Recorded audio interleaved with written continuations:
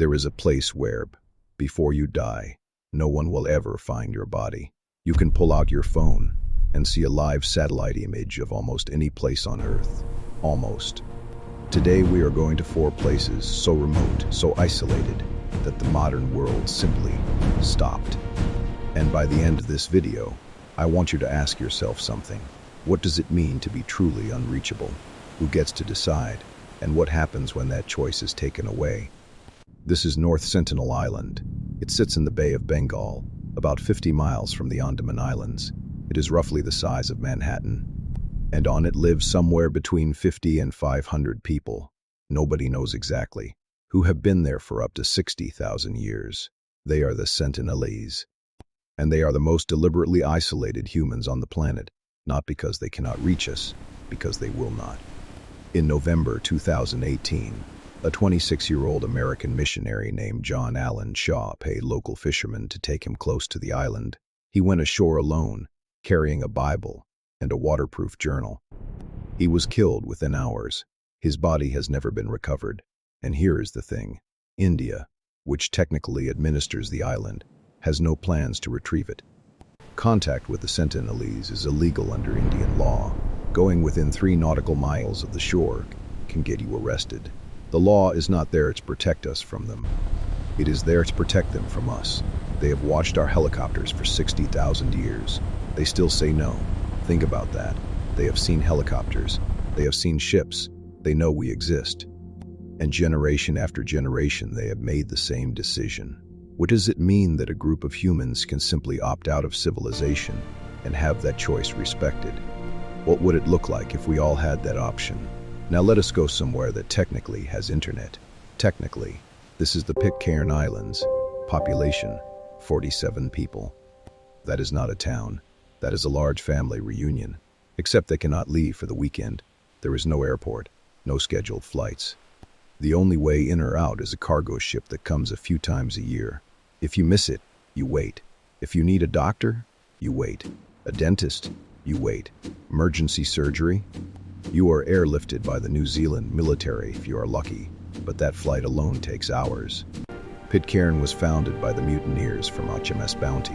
Yes, that Bounty, and their Tahitian companions, who settled here in 1790 to avoid being found.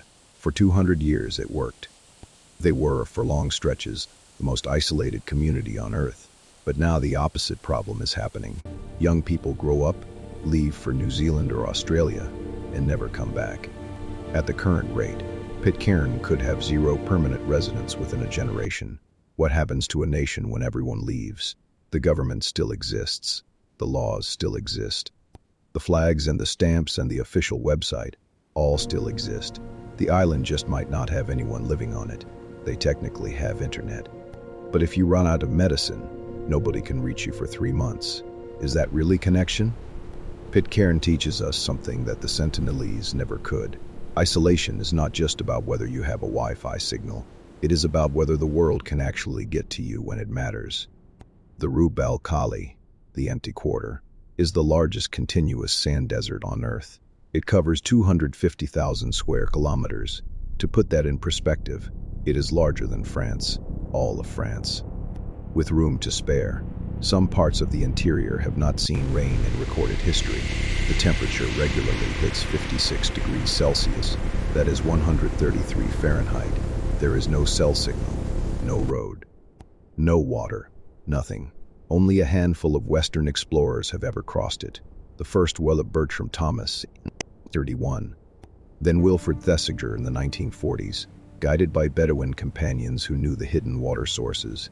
The Bedouin who once crossed the empty quarter with camel caravans largely do not anymore. There are easier ways to move goods now. The old knowledge of desert navigation is fading within a single generation. Meanwhile, oil exploration has crept in from the edges. Arat, Abu Dhabi, and Muscat are all within driving distance of the desert's rim. You can see skyscrapers and then nothing in a single afternoon. But the deep interior, still untouched, still unmapped from the ground, still one of the most hostile places a human being can stand. The desert does not care about your phone. It does not care about you at all. That is the terrifying thing, and maybe the freeing thing. There is no law keeping you out of the empty quarter, no tribe that will stop you, just the physics of heat and distance and thirst. The desert enforces its own isolation, and it does not negotiate. I want to make a claim that sounds crazy, and then I want to prove it. There are places in Antarctica right now that are more isolated than the surface of Mars in terms of human contact. Here is why. An astronaut on the ISS is never more than a few hundred milliseconds of radio signal away from Earth. A Mars astronaut, one day, will have a 20-minute communication delay. Bad, but manageable. A researcher at Vostok Station during Antarctic winter, the nearest human settlement, is over 1,000 kilometers away across terrain no vehicle can traverse in darkness and cold that kills engines. No plane can land, no ship can reach them. They are effectively on another planet, and the planet does not have a rescue mission planned. Researchers who spend winter in Antarctica's interior, a stretch of 8 to 9 months with no resupply and no evacuation, develop something called winter over syndrome, irritability, depression, memory problems, vivid, strange dreams, a kind of cognitive withdrawal that scientists think happens when the human brain is deprived of novelty and outside stimulus for long enough. NASA studies these researchers closely, not as a curiosity, as preparation, because a Mars mission will ask astronauts to endure almost exactly the same psychological conditions for even longer. The most isolated place on Earth is also a rehearsal for space. And here is the uncomfortable truth. Some of them say it is the best experience of their life, away from notifications, away from news cycles, away from the low-level hum of the always connected world, just work and colleagues and ice and stars, which raises a question I have been building to this entire video. 4 places, 4 different kinds of unreachable, by choice, the Sentinelese, who decided 60,000 years ago and have never changed their answer. By circumstance, Pitcairn, where the isolation is slow and quiet and looks like it may just end.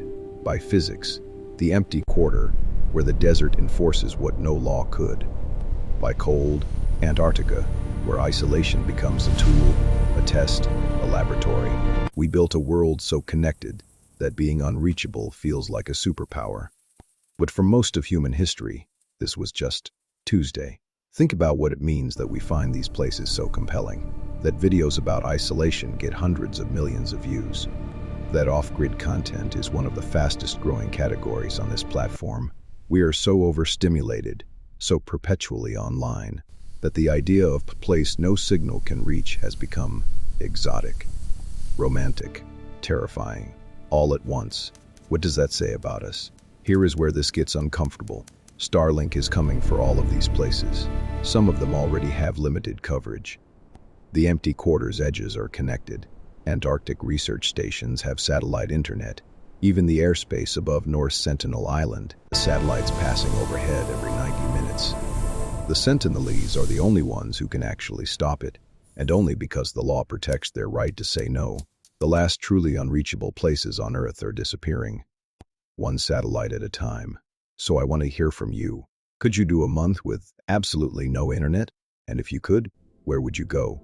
Drop it in the comments. I read every single one. And if this video made you think about something differently today, hit subscribe. I make these every week.